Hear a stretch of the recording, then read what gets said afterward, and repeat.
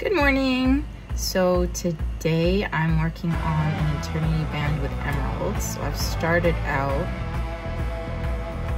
with sorting the emeralds. You can see I sort of put them by size because they're never calibrated, even though, well, it's just hard to calibrate colored stones. But, you know, my ball burr is a certain size, so. And here is the band that I will be cutting away to accommodate the little emeralds.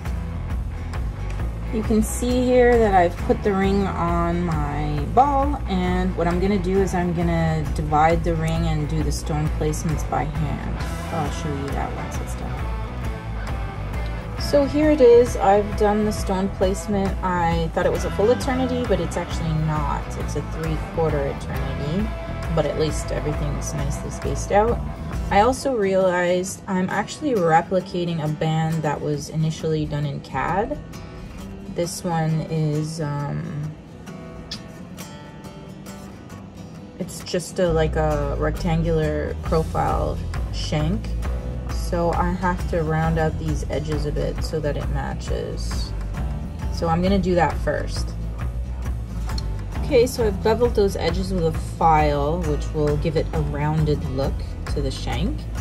And I started drilling the holes. What I do is I drill 2 fully, and I check to make sure that I calculated it correctly, because it's happened before where I've drilled the entire ring and then I realized that I was distracted and I did the wrong size. So it's just to make sure.